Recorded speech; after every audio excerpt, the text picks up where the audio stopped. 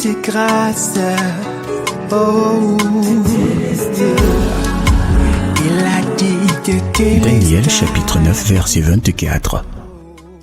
70 semaines ont été fixées sur ton peuple et sur ta ville sainte pour faire cesser les transgressions et mettre fin au péché, pour expier l'iniquité et emmener la justice éternelle, pour sceller la vision et le prophète et pour oindre le sang des saints.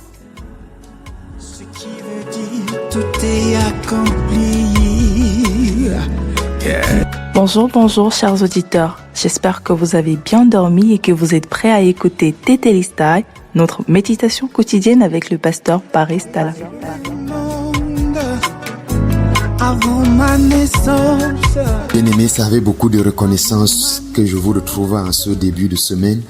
Et je suis toujours très honoré de partager avec vous les matins dans Tétélistai. Une nouvelle semaine que le Seigneur nous accorde pour méditer ensemble. Alors, nous sommes toujours dans notre thème général, la différence entre la religion et l'évangile. Il y a une très grande différence entre la religion et l'évangile.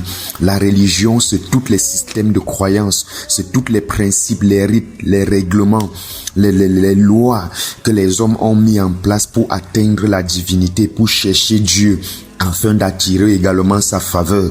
Mais l'évangile est tout autre chose. C'est Dieu qui vient vers l'homme.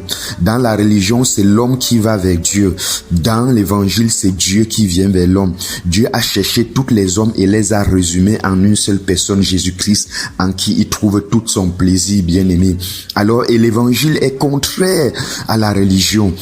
Alors, en cette semaine, nous essaierons de voir la différence, comment est-ce que la religion définit le péché et exactement ce que l'évangile dit concernant le péché.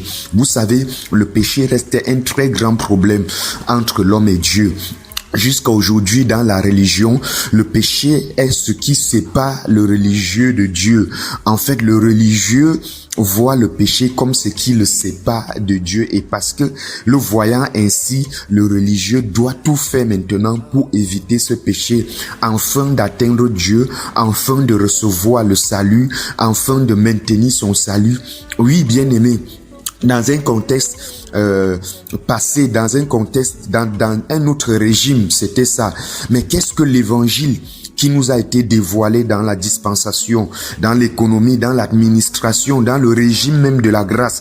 Qu'est-ce que cet évangile nous dit? Alors je vous invite cette semaine, bien-aimés, à écouter Tétélistai, afin qu'ensemble nous puissions lever un pan de voile sur ce que dit exactement l'évangile concernant le péché. Alors ce matin, nous avons lu Daniel chapitre 4, le verset 24. Depuis les premières pages de la Bible, vous le savez, depuis le livre de Genèse, chapitre 3 surtout, nous voyons exactement comment l'homme a péché, comment l'homme a désobéi à Dieu.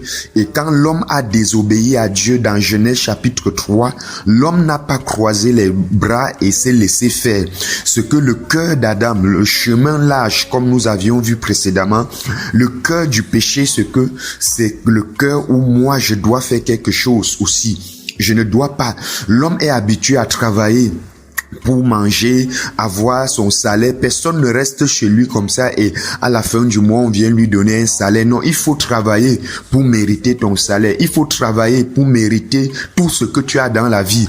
Maintenant, quand l'homme est transporté dans le domaine de la foi ou dans le domaine du christianisme, l'homme croit aussi que dans le christianisme, il faut travailler pour espérer être sauvé, ou pour rester sauvé. Donc c'est avec ce cœur que l'homme aborde la Bible, et quand il aborde la Bible avec le cœur de la loi, avec le cœur de son travail, du coup c'est très difficile pour l'homme d'accepter que il n'a rien fait pour être sauvé, il ne peut rien faire pour rester sauvé, il ne doit rien faire pour aller au paradis. Et du coup, l'homme ne peut pas accepter ça. C'est difficile pour l'homme d'accepter. Voilà pourquoi, bien aimé, la religion propose les méthodes, les moyens pour travailler pour être sauvé. Oui, tu dois travailler ton salut. Beaucoup de gens le disent, tu dois travailler. La Bible n'a pas dit travailler pour son salut. La Bible dit travailler à votre salut. Et est-ce que l'homme travaille? En fait, nous comprendrons plus loin que l'homme est mort aux yeux de Dieu et l'homme ne peut travailler. Alors, bien aimé, dans Genèse chapitre 3, Le verset 7, l'homme après avoir péché a cousu les feuilles de figue pour couvrir sa nudité, je vais dire. Oui, ça c'est le début de la religion. Le début de la religion, c'est le début du travail de l'homme. L'homme a commencé à travailler dans Genèse chapitre 3, le verset 7. Il a cousu les feuilles de figue pour couvrir sa nudité. Sa nudité est soudainement devenue un problème pour lui, alors qu'avant qu'il ne pêche, la nudité n'était pas un problème. Pourquoi soudainement Adam et Ève veulent couvrir leur nudité, pourtant avant ils n'avaient pas le cœur de le faire. Bien-aimé, ce que la conscience du péché est déjà réveillée en eux. Quand la conscience du péché est présente dans le cœur de l'homme, tous les jours il travaille pour chercher la sanctification. Une sanctification, tenez-vous tranquille, qu'il n'obtient jamais, puisque tous les jours il va violer la loi de Dieu. Et du coup, c'est bien-aimé, le travail ne s'arrête pas. Alors, bien aimé, je suis un peu en train de planter le décor pour le thème que nous allons éplucher cette semaine, la différence entre la religion et l'évangile. Et le sous-thème, c'est comment est-ce que la religion voit le péché et comment est-ce que Dieu, l'évangile définit le péché. Et dans notre texte du jour, Daniel, que nous avons lu tout à l'heure, Daniel a prophétisé, bien aimé, la prophétie des 70 semaines de Daniel éclaire même la suite chronologique des prédictions messianiques de l'époque de Daniel jusqu'à l'établissement du royaume. Et dans ces prophéties messianiques, il y a un verset qui retient notre attention, c'est que 70 semaines ont été fixées sur ton peuple, bien-aimé, sur le peuple d'Israël et sur la ville sainte. Pour faire quoi? Pour faire cesser la transgression et mettre fin au péché. Pour expier l'iniquité et amener la justice éternelle, pour sceller la vision et le prophète, pour oindre les saints. 70 semaines ont été fixées. Vous savez que ces 70 semaines sont divisées en 3.